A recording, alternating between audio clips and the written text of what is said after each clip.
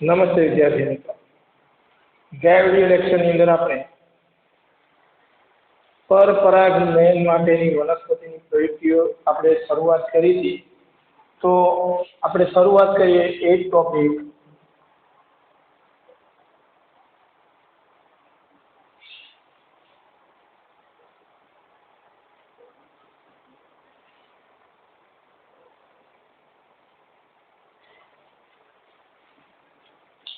તો એની અંદર આપણે એક જે આપણે કઈ પ્રવૃત્તિ હતી પૃથુ પટો હતા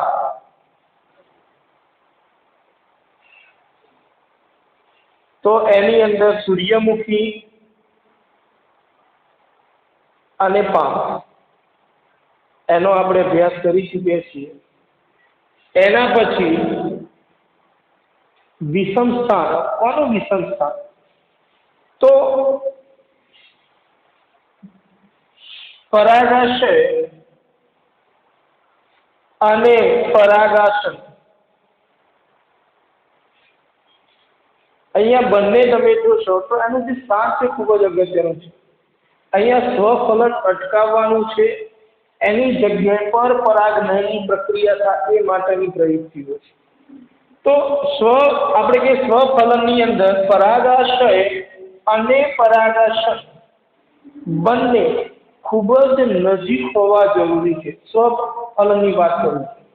સ્વફલનની અંદર પરાગાશય અને પરાગાસન એ એકબીજાની નજીક હોવા ખૂબ જરૂરી છે. તો જેનાથી શું થશે? સરળતાથી સ્વફલનની પ્રક્રિયા થઈ જશે. તમે અહીંયા જુઓ પરાગાશય. હવે પરપરાગનયનની અંદર પરાગાશય અને પરાગાસન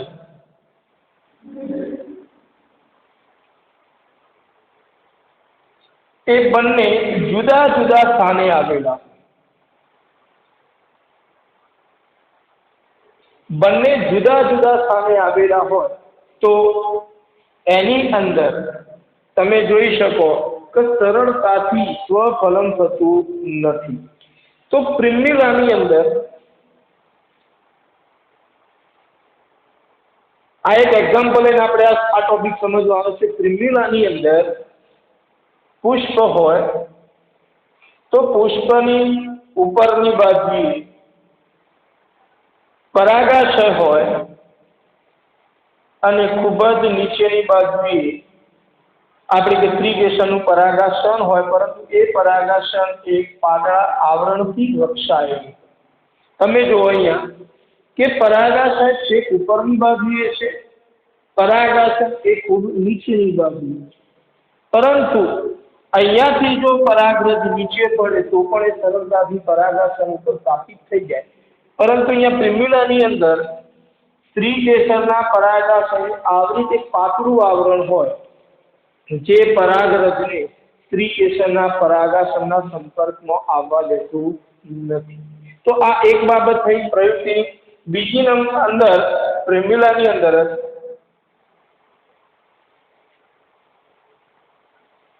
ત્રિકેસર ઉપરની બાજુએ હોય અને પરાગાશય ત્રિકેસરનું પરાગાસન ઉપરની બાજુએ હોય અને પરાગાશય નીચેની તરફ હોય તો ક્યારેય પરાગરજ એ ગુરુત્વાકર્ષણ બળની વિરુદ્ધ દિશાએ જે ત્રિકેસરના પરાગાસન ઉપર સ્થાપિત થતી નથી. તો તમે અહીંયા જોઈ શકાય કે પરાગાશય અને પરાગાસન એ બંને અલગ અલગ જગ્યાએ આવેલા છે. એમનું સ્થાન અલગ અલગ છે. તો એના કારણે વનસ્પતિની અંદર સ્વફલન થતું નથી. સ્વફલન નથી થતું તો અહીંયા હંમેશા શું થશે?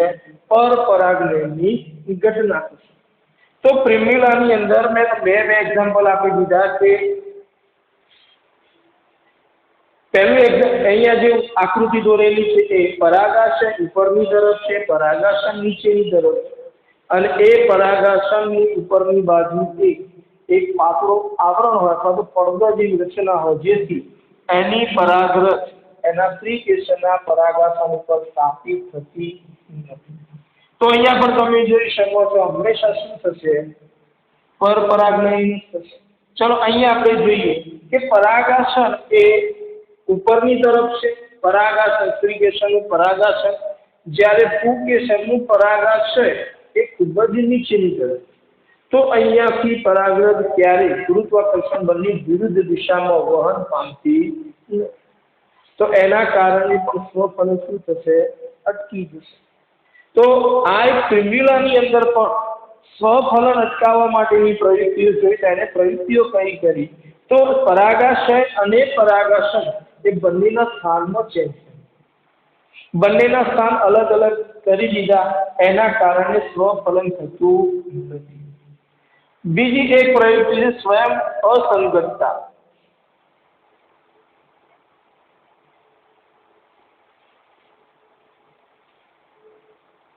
માલવા વનસ્પતિની અંદર જોવા મળશે. સ્વયં અસંગતતા એટલે શું? એના પહેલા આપણે શબ્દ સમજવો પડશે. સંગત પરાગરજ અને અસંગત પરાગરજ.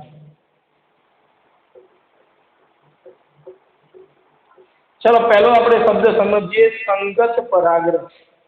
સંગત પરાગરજ એટલે એવી પરાગરજ જે સ્ત્રીકેસરના પરાગાસન ઉપર સ્થાપિત થઈ જેમાંથી પરાગ નલિકાનું નિર્માણ થાય, તો એને આપણે સંગત પરાગરજ કહીશું.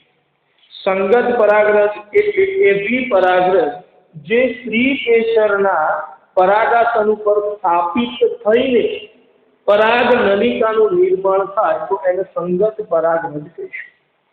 હવે આ સંગત પરાગરજ બેઝિક એટલું ક્લિયર રાખો કે સંગત પરાગરજ એટલે શું? તો સ્ત્રીકેસરના પરાગાસન ઉપર સ્થાપિત થાય અને એ પરાગરજની અંદરથી પરાગ નલિકાનું નિર્માણ થાય, તો એને આપણે સંગત પરાગરજ તરીકે ઓળખીએ છીએ.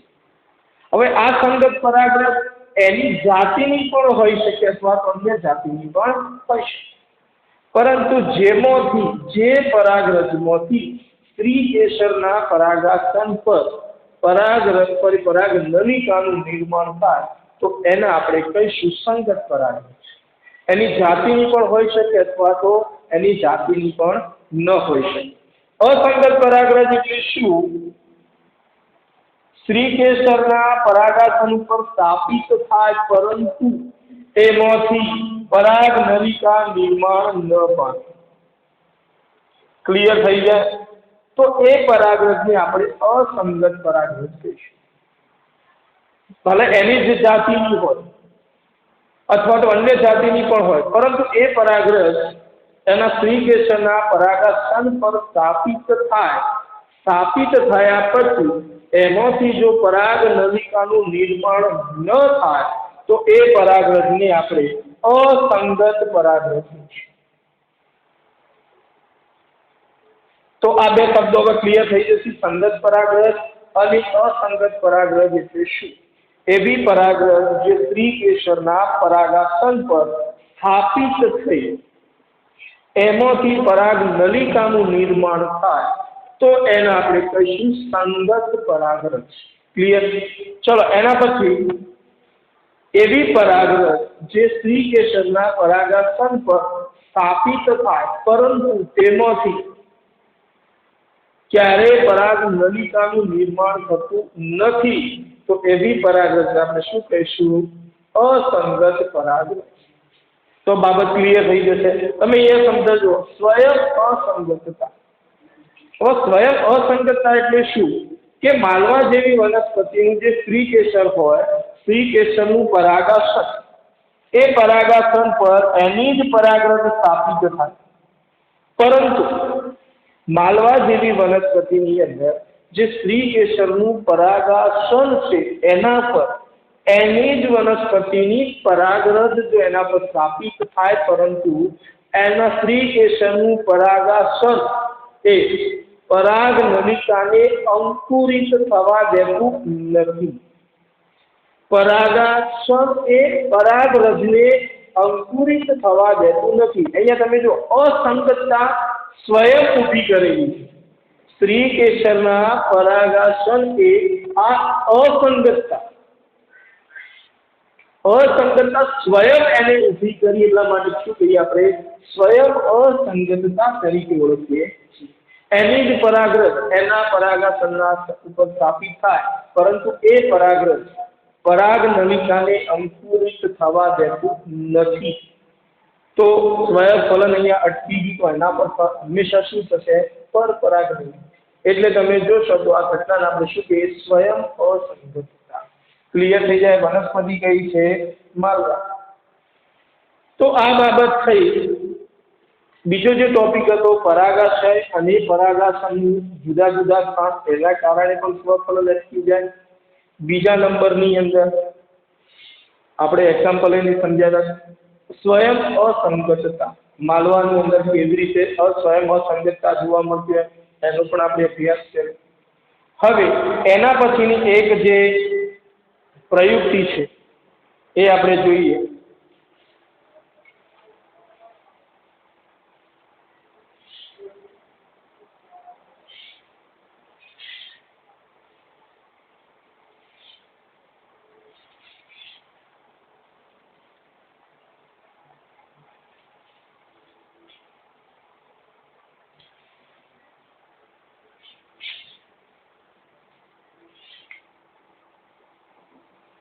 અત્યાર સુધીની બધી જે પ્રયુક્તિ આપણે જોઈ એ બધી પ્રયુક્તિની અંદર બધા જે પુષ્પ હતા એ બધા દ્વિલિંગી પુષ્પ.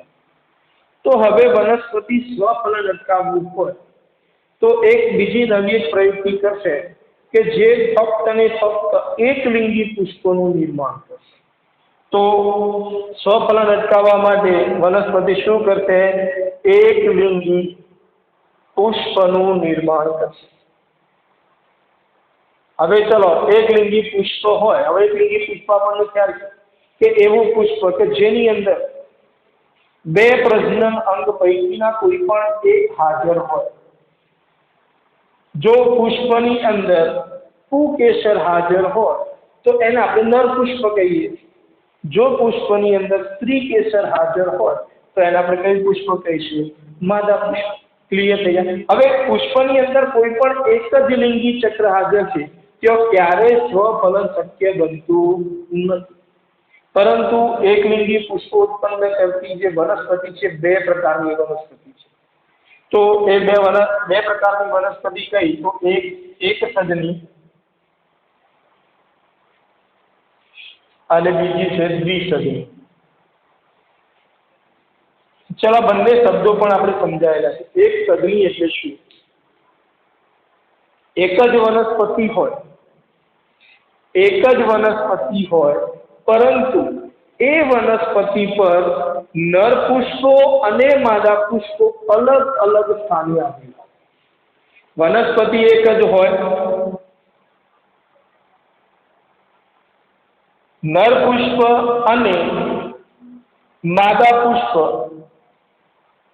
જુદા જુદા સ્થાને આવેલા હોય. તો આ થઈ એક સજની વનસ્પતિની વાત. તો એક સજની એટલે વનસ્પતિ એક અને એ વનસ્પતિ ઉપર નર પુષ્પ અને માદા પુષ્પ અલગ અલગ જગ્યાએ આવેલા.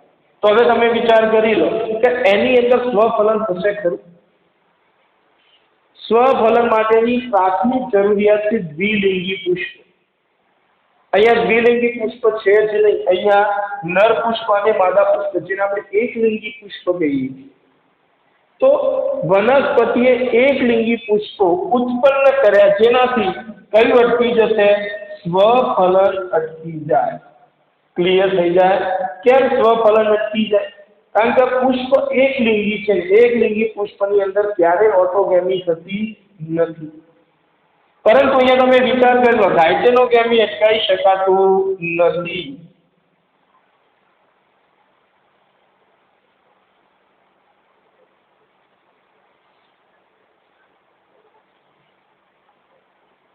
અહીંયા ગાયટેનોગેમી અટકાવી શકાતું નથી. ક્લિયર થઈ જાય? કેમ ગાયટેનોગેમી ના અટકાવી શકાય?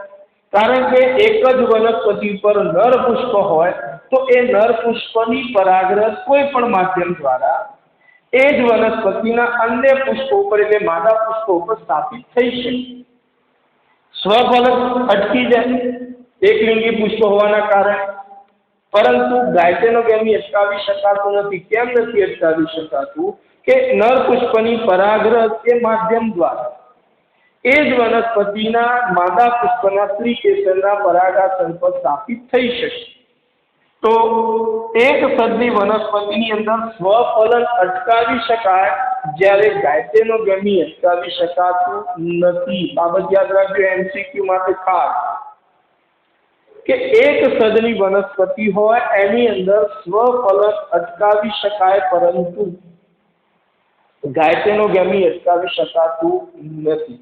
ચલો એવી જ રીતે અહીંયા દ્વિસદની એટલે બે જુદી જુદી વનસ્પતિ હોય, એક નર વનસ્પતિ હોય, બીજી વનસ્પતિ હોય માદા. જેના પર નર પુષ્પ હોય એના આપણે નર વનસ્પતિ, જેના પર માદા પુષ્પ હોય એના આપણે કહીશું માદા.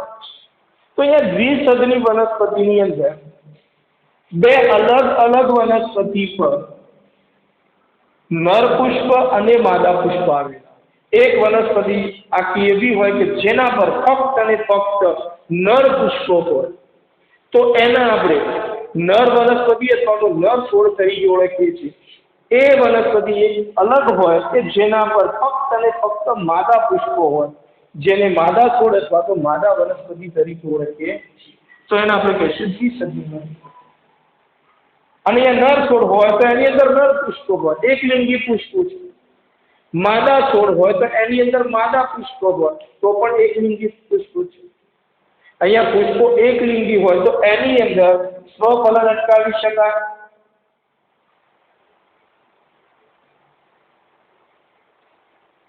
ચલો હવે ગાયટેનોગેમી વિશે વિચાર કરો. સ્વફલન અટકાવી શકાય તો ગાયટેનોગેમી માટે વિચાર કરો. અહીંયા ગાયટેનોગેમી પસંદ કરો તો અહીંયા પણ ગાયટેનોગેમી અટકાવી શકાય.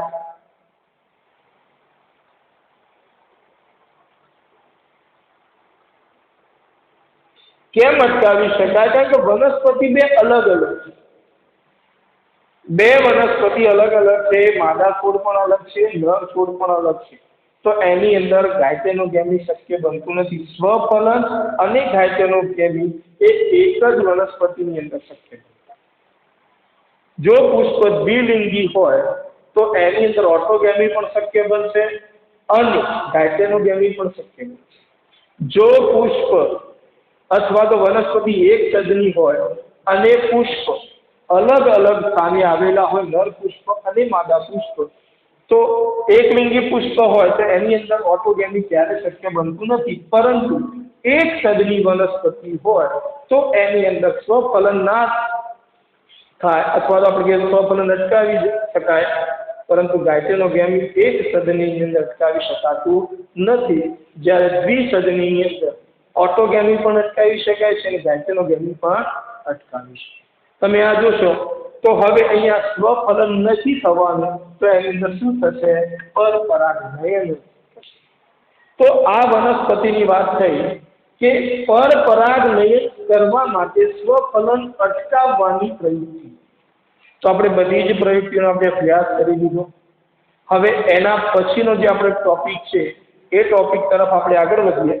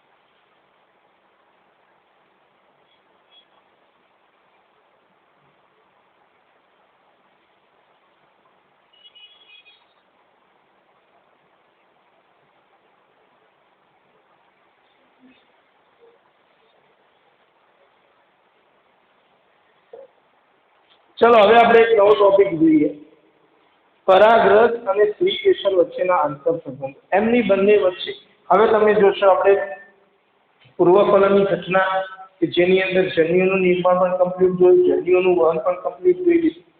હવે જન્યુઓનું વહન કમ્પ્લીટ થયા પછી પરાગરજ એ સ્ત્રી કેસરના પરાગાસન પર સ્થાપિત થાય.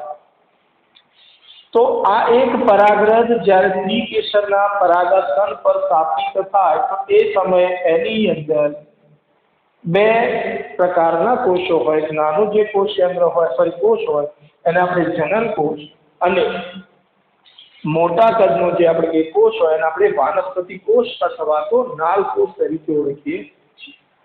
પરંતુ એ સ્ત્રી કેસરના પરાગાસન પર સ્થાપિત થયા પછી પરાગરજ અને પરાગરજની દિવાલ અને સ્ત્રી કેસરના પરાગાશયની દિવાલની વચ્ચે આંતર સંબંધો જોવા.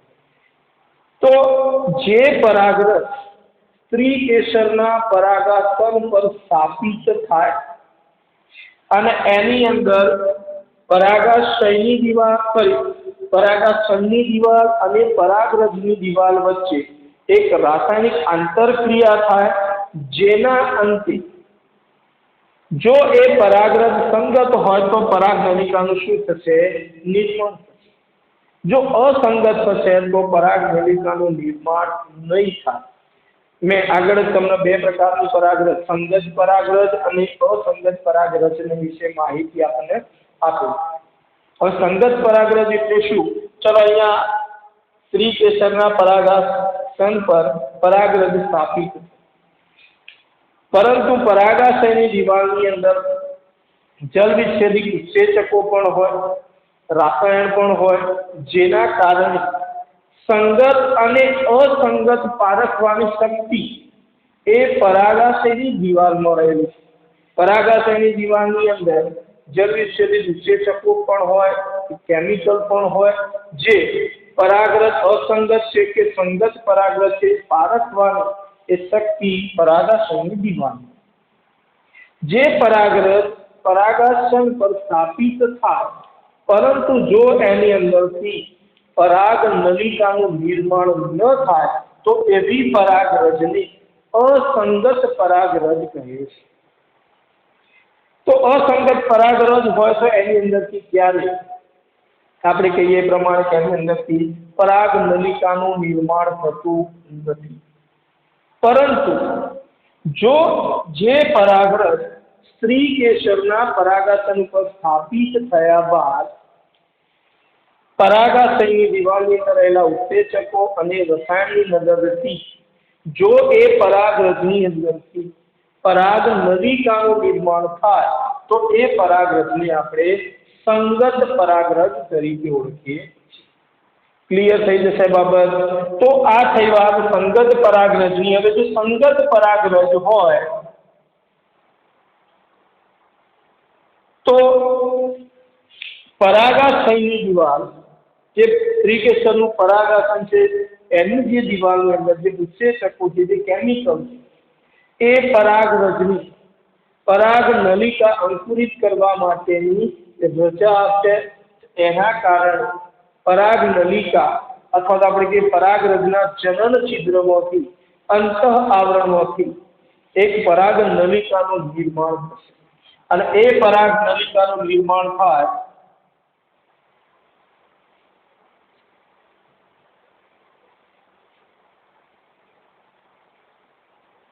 એ પરાગ નલિકાની અંદર નાલકોષ અને બીજા નંબરની અંદર જનનકોષ વહન પામશે. જ્યારે સંગત પરાગરજ હોય તો એની અંદરથી પરાગ નલિકાનું નિર્માણ થાય અને એ પરાગ નલિકાની અંદર નાલકોષ અને જનનકોષ એ બંને વહન પામશે. જેમ જેમ પરાગ નલિકાનો વિકાસ આગળ વધતો જાય એમ એમ નાલકોષનું વિઘટન થશે અને જનનકોષનું વિભાજન થઈ બે નરજન્યુઓનું નિર્માણ થશે. બે નરજન્યુઓ બની ગયા. બંને નરજન્યુઓ અચલિત છે. પરાગ નલિકા મારફતે છે અંડક સુધી પહોંચશે.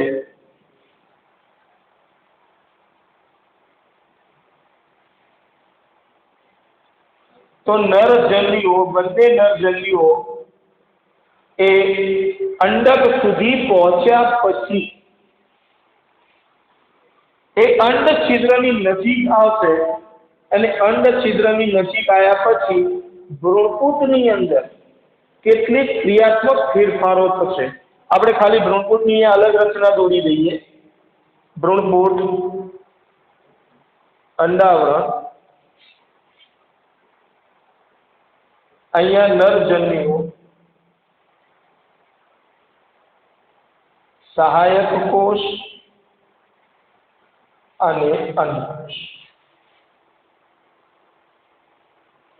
चलो અહીંયા પરાગ નલિકા મારફતે બંને નરજન્યુઓ એ છેક અંડ છિદ્રની નજીક અથવા તો કે ભ્રૂણપૂટની નજીક આવી જાય। હવે એ સમયે ભ્રૂણપૂટની દિવાલની અંદર ફિલિફોર્મ એપાર્ટસ છે।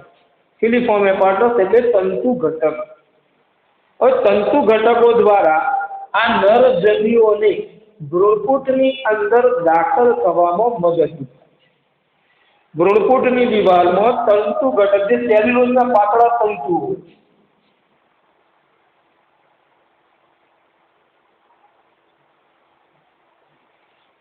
તંતુ ઘટક એ ભ્રૂણપૂટની દિવાલમાં આવેલા હોય પાતળા સેલ્યુલોઝના તંતુઓ જેને આપણે ફિલિફોર્મ એપાર્ટસ અથવા તો તંતુ ઘટકો તરીકે ઓળખીએ છીએ। હવે એ આ તંતુ જે ઘટકો છે ફિલિફોર્મ એપાર્ટસ છે એ નરજન્યુઓને ભ્રૂણપૂટની અંદર પ્રવેશ કરવામાં મદદરૂપ થાય છે। તો નરજન્યુઓ ફિલિફોર્મ એપાર્ટસની મદદથી ભ્રૂણપૂટની અંદર પ્રવેશ મેળવશે ત્યારે જે એના સહાયક કોષ છે એ સહાયક કોષ એ વિઘટન પામી શ્લેષ્મનું નિર્માણ કરશે। વિઘટન પામીને શ્લેષ્મનું નિર્માણ કરશે અને આ બંને નરજન્યુઓ ફિલિફોર્મ એપાર્ટસની મદદથી એ શ્લેષ્મની અંદર એ મુક્ત થશે। તમે જોશો તો બે નરજન્યુઓ ભ્રૂણપૂટની અંદર દાખલ થયેલા। ક્લિયર થઈ જાય બાબત? તમે જોશો તો જો સંગત પરાગરજ હોય તો એ સંગત પરાગરજની મદદથી પરાગ નલિકાનું નિર્માણ થાય। એ પરાગ નલિકાની અંદર નાલકોષ અથવા તો વાનસ્પતિક કોષ અને જનન કોષનું વહન થાય। જેમ જેમ પરાગ નલિકાનો વિકાસ આગળ વધતો જાય એમ નાલકોષ વિઘટિત થઈ જશે અને જનન કોષનું એક વખત સંવિભાજન દ્વારા બે નરજન્યુનું નિર્માણ થશે। આ બંને નરજન્યુઓ બંને અચલિત નરજન્યુઓ પરાગ નલિકા મારફતે છે અંડક સુધી પહોંચશે। અંડક સુધી પહોંચ્યા પછી અંડ છિદ્રની નજીક આવ્યા પછી ભ્રૂણપૂટની દિવાલની અંદર પાતળા સેલ્યુલોઝના તંતુ હોય છે જેને તંતુ ઘટક અથવા તો ફિલિફોર્મ એપાર્ટસ કહીએ। આ બંને નરજન્યુઓ તંતુ ઘટકોની મદદથી ભ્રૂણપૂટની અંદર એ પ્રવેશ મેળવે છે। જ્યારે એ પ્રવેશ મેળવશે ત્યારે અંડ પ્રસાધનની અંદર આવેલા બે સહાયક કોષ એનું શું થશે? વિઘટન થશે અને વિઘટન થયા બાદ એ શ્લેષ્મની અંદર પરિણમશે અને શ્લેષ્મની અંદર પરિણમ્યા બાદ એ શ્લેષ્મની અંદર બંને નરજન્યુઓ મુક્ત થશે। તમે જો અહીંયા અંડકોષ એટલે કહીએ છીએ માદાજન્યુ અને નરજન્યુ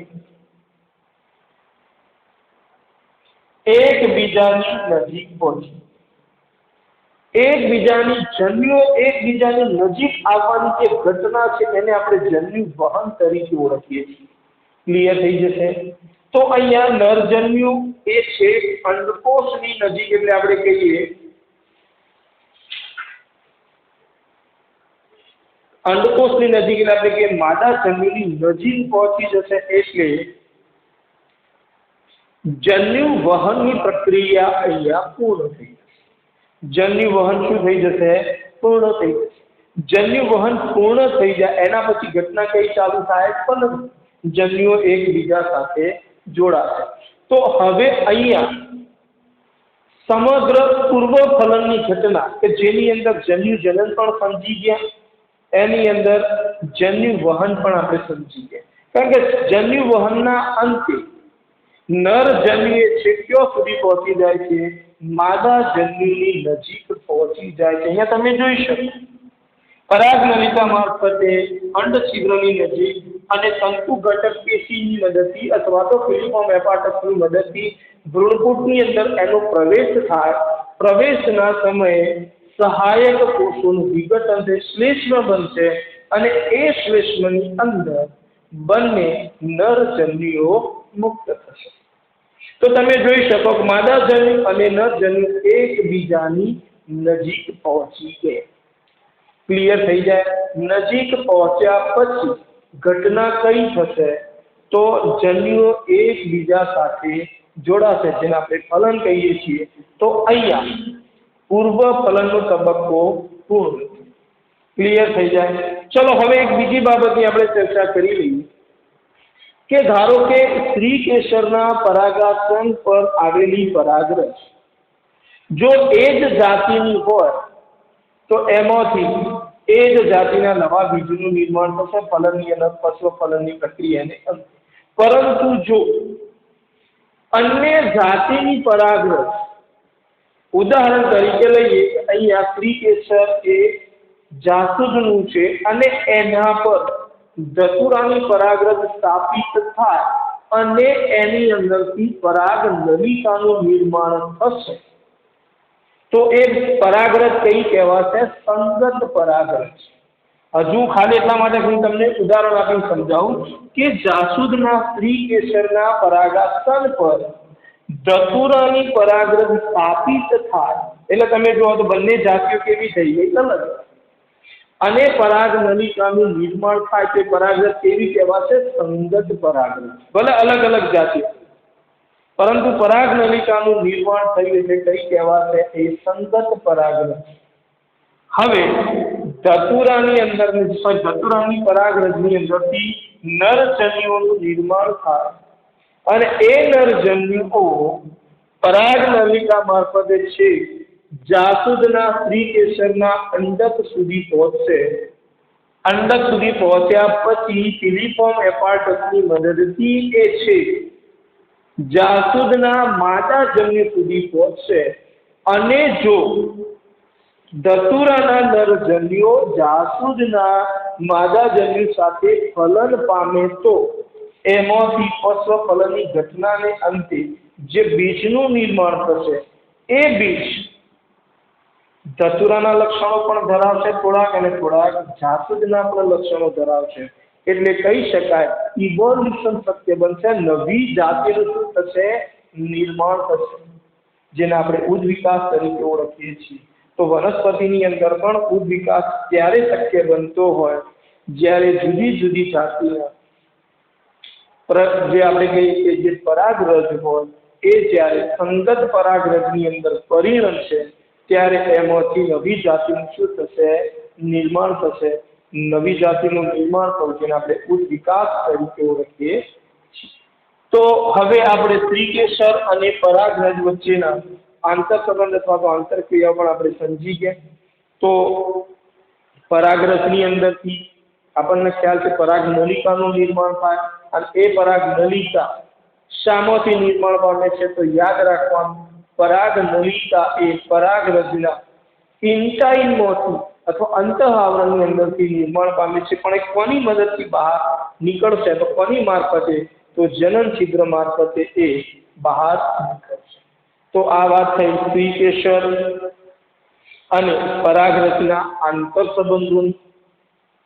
અને આ ટોપિકના અંતે આપણને આટલો ખ્યાલ આવી ગયો કે નર જન્યુઓ છે ભ્રૂણપુટની અંદર માદા જન્યુની નજીક પહોંચી ગયા એટલે આપણે પૂર્વ ફલન તબક્કો અહીંયા સંપૂર્ણપણે અહીંયા પૂર્ણ કરીએ. હવે પછીનો ટોપિક આવશે એ કૃત્રિમ સંકરણનો ટોપિક છે અને ફલનની પ્રક્રિયા એ હવે આપણે નેક્સ્ટ વિડિયો લેક્ચરની અંદર જોઈશું.